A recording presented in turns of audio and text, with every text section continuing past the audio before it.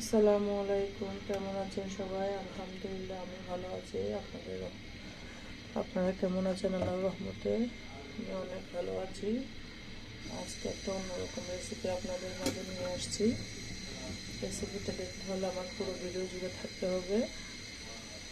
আপনারা সবাই কেমন আছেন? আশা করি আল্লাহর রহমতে অনেক অনেক ভালো আছেন। দেখতে থাকুন, ভালো লাগবে। দেখুন, আমি এখানে দুধ ঢেলে নিয়েছি। 250 গ্রাম থেকে একটু বেশি নিয়েছি। এখানে পাউডার দুধ দিব। দুধগুলো বলক দেওয়া পর্যন্ত অপেক্ষা করব। এখানে আমি ডিম ফেটে নিচ্ছি।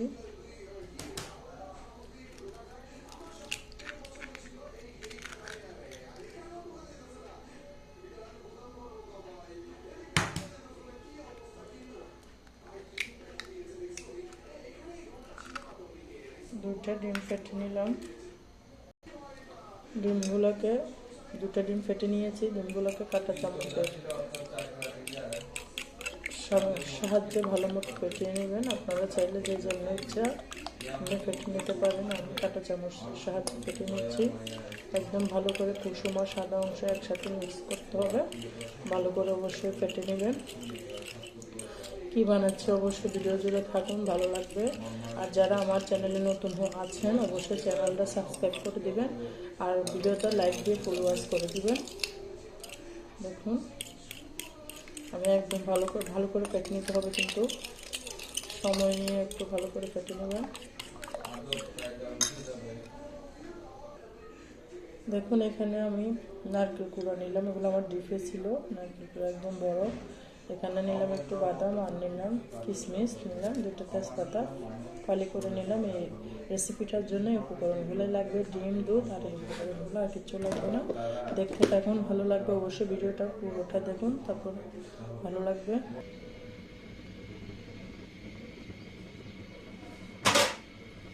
তারপর আপনার এখানে লাগবে চিনি। দেখুন, দুধগুলো গরম হয়ে গেছে। এখানে আমি আরও দুধ দিয়েছিলাম, মতো দিয়েছি।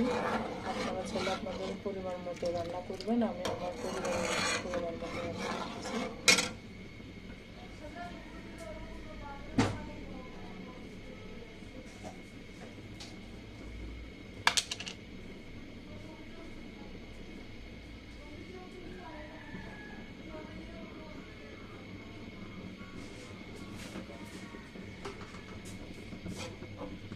এবার দিয়ে দিচ্ছি এখানে আমি স্বাদ মতো চিনি।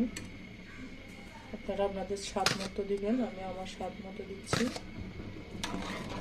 গরুর দুধের মধ্যে যারা খাঁটি গরুর দুধ নেন এখানেও আগে লবণ দিবেন না।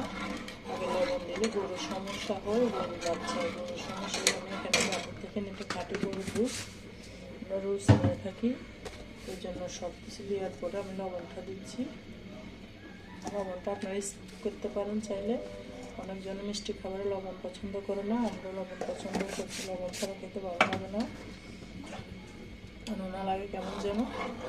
সেজন্য আপনারা চাইলে এবার দিয়ে দেব। এই উপকরণগুলো সব ঢেলে দিচ্ছি।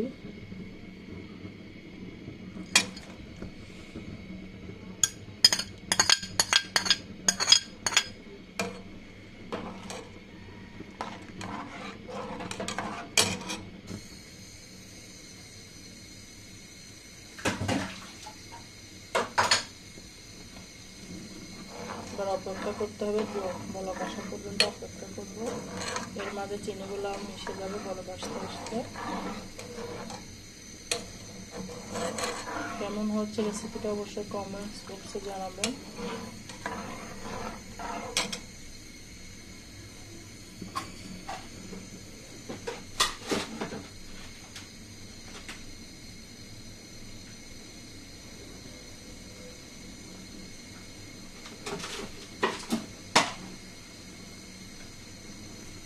এখানে আমি একটু করে গরুর দুধ পাউডার দুধ দিচ্ছি যেন ক্রিমি ভাব আসে, সেজন্য আপনারাও চাইলে দিতে পারেন।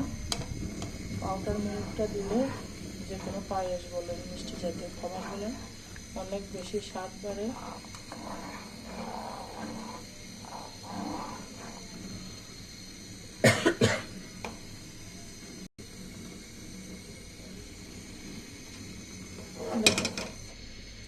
চুলের আঁচটা কমায় রাখছি, দুধের বলক এসে গেছে। তারপর আমি যে ডিমগুলো ফেটে রাখছি এগুলো অল্প অল্প করে দিচ্ছি আর নাড়বো। একসাথে দিবেন না, একসাথে দিলে সব গলা পেকে যাবে। এই রেসিপিটা অবশ্যই বাসায় ট্রাই করবেন, অনেক মজা। আমি অনেকবার বানাইছি, মনে করছি আপনাদের সাথে একটু শেয়ার করে। এটাই হচ্ছে আমাদের পরিবার, যা করি সবই আপনাদের মধ্যে শেয়ার করি। অল্প অল্প দিবেন, সব একসাথে দিলে কিন্তু গলা পেকে যাবে। চুলের আগুনটা কমায় রাখছি, আমি দিয়ে একবারে বাড়িয়ে দিব।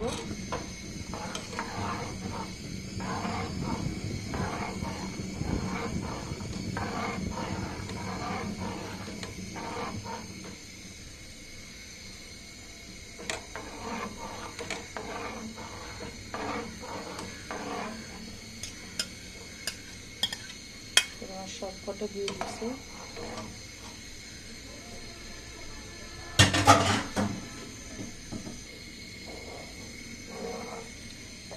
আপনাদের বাসায় যদি গাজর থাকে একটু গাজর দিবেন, আমার বাসায় গাজর ছিল না, সেজন্য দিতে পারি নাই। গাজরটা দিয়ে আমি আরও অনেকবার রান্না করছি, গাজরটা দিলে খেতে ভালো লাগে। গাজরকে কিউব করে ব্যাটার দিয়ে করে নিয়ে দিয়ে দিবেন। এটা মূলত হচ্ছে ডিম দুধের পায়েস। কেমন হয়েছে অবশ্যই কমেন্টস বক্সে জানাবেন।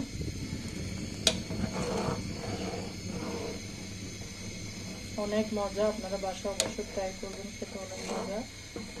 যেমন মজা তেমন পুষ্টিতে ভরা ভরপুর। বাচ্চারা যারা ডিম দুধ খেতে চায় না তাদেরকে এভাবে খাওয়ালে অবশ্যই পুষ্টিতে ভরপুর। এই রেসিপিটা অবশ্যই ভালো খেলে বাচ্চাদের জন্য, স্বাস্থ্যের জন্য অনেক, বাচ্চা ছোট বড় সবার জন্য উপকারী। একটা পুষ্টিতে ভরপুর একটা রেসিপি।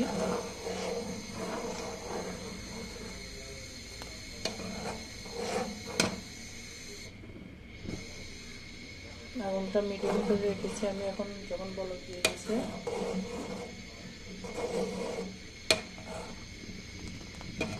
ঠান্ডা হওয়ার পরে একদম ঘন হয়ে যাবে। এখন একটু গরম, সেজন্য আর পাতলা পাতলা দেখাচ্ছে।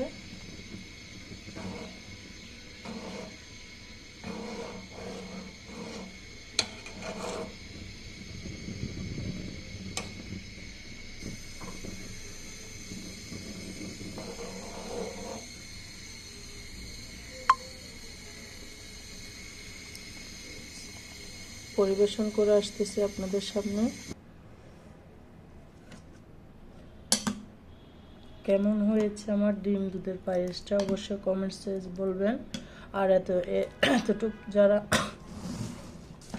আমার ভিডিও জুড়ে ছিলেন তাদেরকে অসংখ্য অসংখ্য ধন্যবাদ ও ভালোবাসা।